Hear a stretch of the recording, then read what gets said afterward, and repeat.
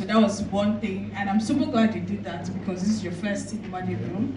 And telling the story, again, you have to be very diversified and intentional in things. So I'm really going to start from the director of the movie because that also required me to direct people in different ways. Yes, so please tell us about how that worked for you and the story. Good afternoon, everyone. And thank you for coming to experience Queen Lateefah with us. I'll just respond to a question immediately. So, the entire Queen Lateefah brand and audience is a very inclusive one, and it shows a range of experiences or audience from the grass to whatever level that you can imagine. And the simple logic of the story is someone who can, rise up to whatever she can imagine in her world or in her dream, regardless of her own reality. And I think that's what every audience can connect to. We all have aspirations, we all have goals, we all have dreams.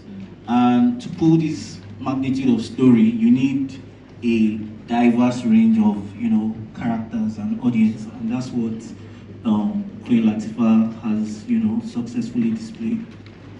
Please a round of applause. And then I'll go to Kunle. We are certified lover boy at this point, so I think we know that in different ways. But how is this different to all of the stories? And have you encountered a Queen Lateefah in real life? TV is a Queen Lateefah. I kid you. That's a kidding. That's a joke. So it's different for me because first and foremost, I've coincidentally and fortunately I've been able to follow through with the Queen Lateefah that we've seen on YouTube, which I found very hilarious. And when I got the call that it was going on the big screen, it was interesting for me to explore because it's not what you see every time, but it's what you see. Because we live in Lagos where it's fake it till you make it most of the time. Have I encountered any Queen Lateefah before? Yeah, so you go to a club sometimes and you see people that just kind of you can see the effort they make to step up their game. And you have to applaud it or play along with them. Hers is just outrageously ridiculous because, like the director said, her reality is, and her dreams are so high. But then again, if there's anything I picked up from this project, is the realization that there is always a gift, even in these people. In the Queen Lateefahs out there, there's something that they can enhance or develop that can open the doors that they really want. So as a lover boy, I enjoyed playing this, basically. Please a huge round of applause for him. So this is for Queen Lateefah. As a Yoruba girl, we've often said I doubt if you read scripts. It has to be prepared because. But this is also something different.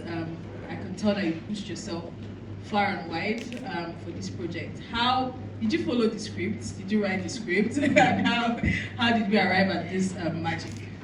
Thank you. How will you not follow a script when you have the likes of Captain Dexy, the likes of Judith Aldo? It's pure scripted, like purely scripted. And I'm going to give this kudos to the writer, Kehinde Joseph.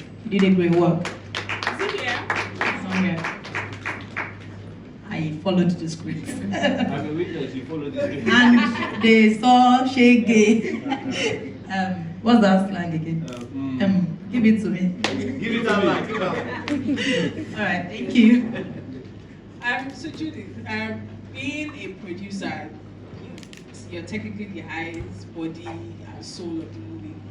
In terms of location, because then we have two different worlds apart. In terms of location, in terms of just getting things together, because we know how Lagos can be. Again, like you're filming in two different worlds. And how did that come into play? And what was the challenges you faced to be able to produce this? Thank you so much. I would love to say thank you to everyone for coming out today. Good afternoon, and congratulations to the team. Filming I think why I'm laughing, I guess Dexy would also be laughing, everybody would be laughing, it would be the ghetto. The ghetto was a hustle, it was madness, filming there. Imagine taking Adedimeji Lateef, taking Broda Shaggi, taking Officer Wolves, taking Kiekie, taking Wumi Toriola, taking Auntie Fatia Balogun, taking Madam Saji, taking Kunle Remi, taking them to the ghetto. It was madness filming. You know, sometimes we had to sneak them out of the ghetto, you know, and all that stuff. So for me, that was really the madness of it. But getting the location and every other thing, because we were very precise with what we wanted, we knew the kind of work we wanted to create, we knew the kind of film we wanted to make. So we're very particular with the location scouts, what we wanted. I think when we went for the first scouting, we already got everything we wanted because they knew what we wanted and then they got us what we wanted. And I think one of the most important things for the film was also getting the right team that understood the vision, you know, that Wumi Toriola and Okajai, you know, had in mind. And it was the onion of us to bring that team together that also understood the vision and would take it and run with us. And that was what we did. And I think that was the magic, you know, that we had, and that magic one that we had that brought together this. Please say a round of applause for her, because that's so much work and so much planning, literally, because you also have to plan.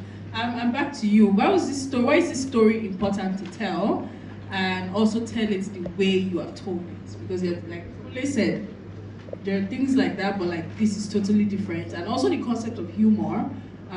Lagosians, Nigerians, everybody, in short, the whole world now is dealing with one thing or the other. Humor is very important. Why was this story important for you to tell, and why was it important for you to tell it this way? Okay, like I said earlier, I said we had the YouTube version of it, but I felt I didn't tell it as much as I would have loved to. And coming to have people who bought into my idea, it was a greater one. I had to tell it because it's a story that cuts across, you know, like Captain Dexy said, from grass to whatever, not even grace now. I mean, whatever reality you want in your mind. And Kunle Remi already said it. So I just needed to expatiate. I needed to go further than the light slides. You know, it just had something big in it. It's not just the common, oh, lies you. It's just an imagination versus reality. So I just needed to tell it more. Yeah. Thank you, and I'm sure we already have more insights on what the movie is about. And yeah, so we can, please a round of applause for them, please. Yeah, so we can now enjoy the trailer of Queen Lateefah. Yes, so yes, yeah, we can step down now. Thank you.